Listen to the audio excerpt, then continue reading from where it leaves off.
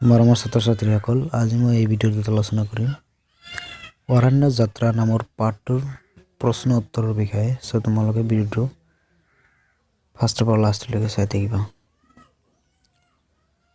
1 নম্বৰত দি আছে ক নম্বৰত বিদ্যালয়ৰ অষ্টম আৰু নৱম শ্ৰেণীৰ শিক্ষাৰ্থীসকল কোন অৰণ্যলৈ নিয়াৰ সিদ্ধান্ত লৈছিল।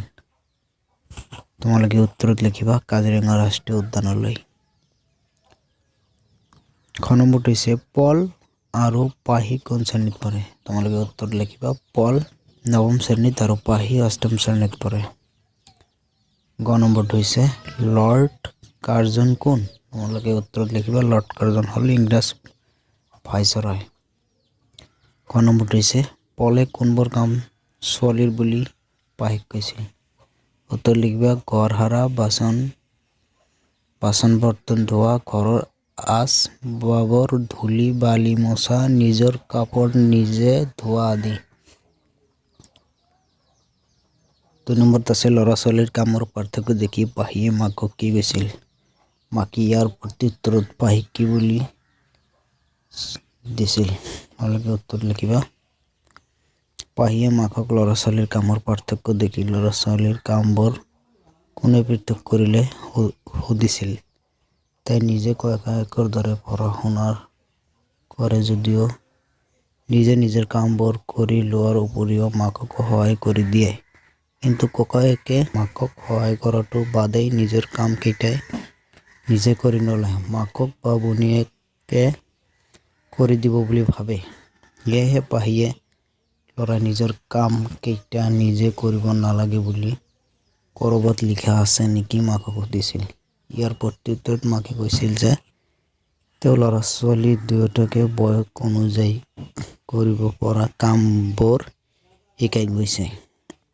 ল'ৰাই হওক বা ছোৱালীয়ে হওক, যিমানে পঢ়া শুনা নকৰক বা পিছলৈ ব্যৱসায় বা ডাঙৰ চাকৰি নকৰক কিয় নিজৰ কামখিনি নিজে কৰিবলৈ শিকিবলৈ লাগিব।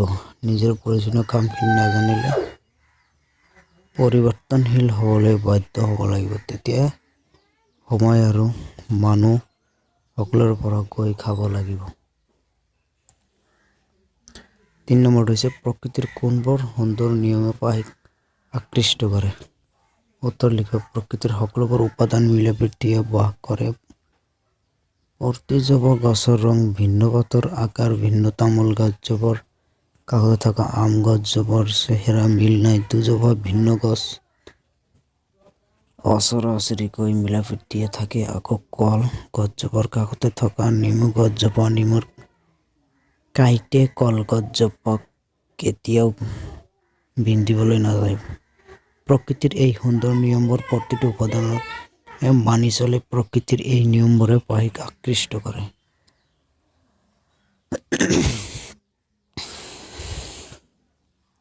4 নম্বৰটো হৈছে কাজিৰঙালৈ যাবলৈ ওলাওঁতে পাহি আৰু পলক মাক আৰু দেউতাক কি উপদেশ দিছিল। কাজিৰঙালৈ যাবলৈ ওলোৱাত পাহি আৰু পলক মাক আৰু দেউতাকে উপদেশ দিছিল।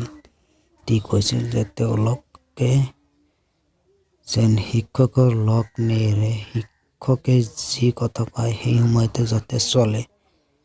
লগতে মাকে নিজৰ ভয় বস্তুবোৰ চম্ভালিবলৈ উপদেশ দিয়াৰ লগতে কৈছিল যে অৰণ্যৰ পৰাও বহু কথা শিকিবলৈ লগীয়া আছে, গতিকে তেওঁলোক যিমান পাৰে অৰণ্যৰ পৰা শিকি অহা উচিত। 5 নম্বৰটো হৈছে কামত ল'ৰা ছোৱালী বুলি ভাগ নাই, যেনেকৈ কাম ভাগ কৰি দিছো তেনেকৈ কৰা। কথাষাৰ বক্তা কোন।